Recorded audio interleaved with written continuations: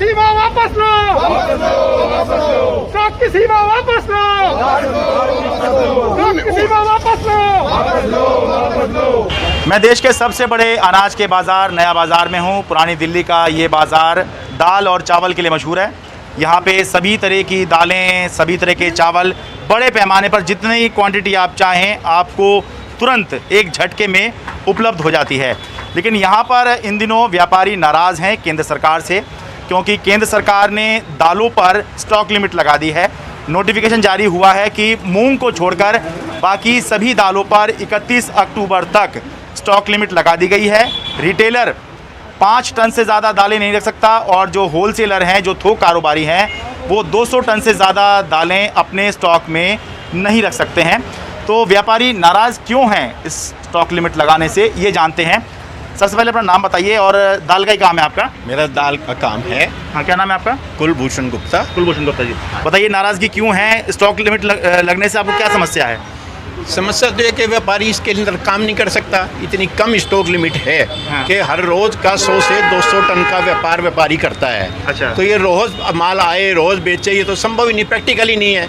कुछ समय का माल इस गोदाम में भी रखना पड़ता है। तेज मंदे भी होते हैं, बहुत सी वैरायटी भी हैं। मैं एक साधारण सी बात को आप ले लीजिए, पिछले अप्रैल के अंदर लॉकडाउन लगा था। व्यापारियों ने जो हैगा अपने नुकसान भी उठाया, अपनी जान को भी दांव पे लगाया, लेकिन सप्लाई को बनाए रखा, अपनी जिम्मेदारी को निभाया उन्होंने। अगर उस समय ये स्टॉक लिमिट होती तो पूरे देश में क्या होता, हाहाकार मच जाता, पैनिक हो जाता, सप्लाई टूट जाती। ये एक बड़ी समस्या हो जाती केंद्र के लिए जो है। और अभी क्या हुआ है, केंद्र के पास कोई नियम बनाने के लिए वो एक सलाहकार कमेटी होती है। सलाहकार कमेटी ने इसके अंदर जो हैगा वो सही मायने में वो प्रैक्टिकल लोग नहीं थे, उनको मालूम नहीं था कि क्या करना है। उन्होंने केवल रेट को पकड़ा जो रेट डिटेल से आ रहे थे। डिटेल के रेट जो हैं वो ऊंचे भाव में बहुत ज़्यादा मार्जिन उन्होंने रखा हुआ है। इसलिए ये तो एमएसपी से नीचे है सबका होलसेल व्यापार। तो पूरा देश कह रहा है आपका, पूरे देश के व्यापारी कह रहे हैं होलसेल नीचे है एमएसपी से। तो इस बात को समझना चाहिए। केंद्रीय मंत्री पीयूष गोयल हैं, उन्होंने ये कहा है कि कीमतों पर लगाम लगी रहेगी, इसलिए ये कदम उठाया गया है।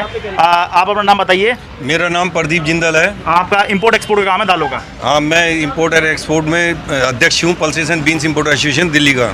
अच्छा, ठीक है। तो आप बताइए आप पे किस तरह का असर पड़ रहा है इस फैसले से? ऐसा है, ये जो इंपोर्ट का है, इन्होंने आनन फानन में ये जो लिमिट लगाई है, जो 15 मई से पहले जो माल आया है उसको भी कन्वर्ट कर दिया कि अभी 200 टन से ज़्यादा नहीं रख सकते। अच्छा। उसमें भी 100 टन एक प्रकार की दाल रखनी पड़ेगी। अब हमारा एक जहाज आता है 60-60 हज़ार टन का, हमारे मेंबर का। देश की सप्लाई पूरी करता है, प्राइस को चेक करता है, इन्फ्लेशन को रोकता है। तो 60-60 हज़ार टन का जहाज कैसे आ जाएगा 100 टन की लिमिट में? ये तो बहुत ही गलत डिसीजन है। मेरे को लगता है कि ये बिना किसी माइंड को अप्लाई करा गया है और ये स्टॉक लिमिट का तो कोई औचित्य नहीं है। 2017 में मोदी सरकार ने किसानों की आय को डबल करने के लिहाज से स्टॉक लिमिट हटाई थी।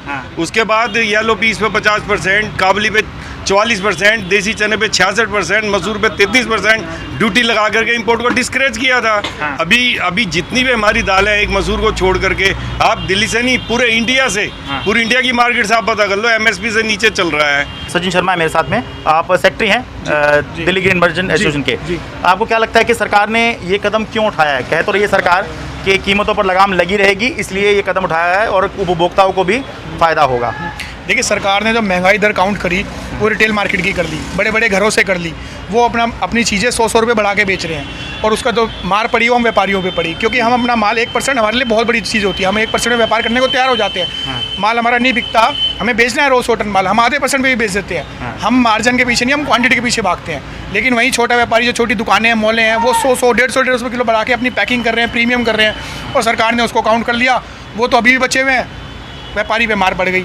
अब ये जो मार है ये किसानों पे भी पड़ेगी और मजदूर पे भी पड़ेगी। जब हमारे पे काम नहीं होगा तो ऑटोमेटिक हम माल नहीं खरीदेंगे मंडियों से और मजदूर से भी दिक्कत आएगी। ये आनंद गर्ग हैं, दाल कारोबारी हैं। आप ये बताइए कि 200 टन किसी एक व्यापारी के लिए कितनी बड़ी या छोटी लिमिट है?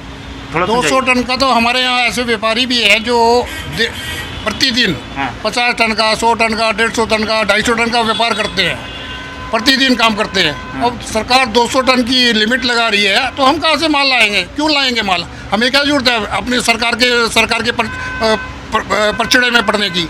सरकार हमारे ऊपर कानून ला रही है कि आप 200 टन से ज़्यादा एक दिन स्टॉक नहीं रख सकते। हाँ। लेकिन अब 200 टन का तो एक दिन में व्यापार हो जाता है। हम 4 दिन 5 दिन क्या करेंगे, बैठे रहेंगे क्या? एक कारण जो है अगर कोई सोचे ये हो सकता है कि दालों के दाम बढ़ रहे होंगे, शायद इसलिए सरकार ने ये स्टॉक लिमिट लगाई।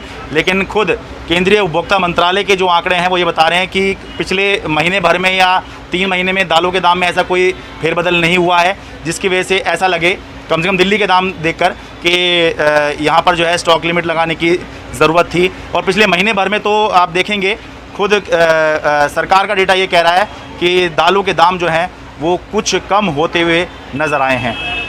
नया बाज़ार दिल्ली से अपने सहयोगी कैमरा पर्सन शशिकांत झा के साथ मैं शरद शर्मा, NDTV इंडिया।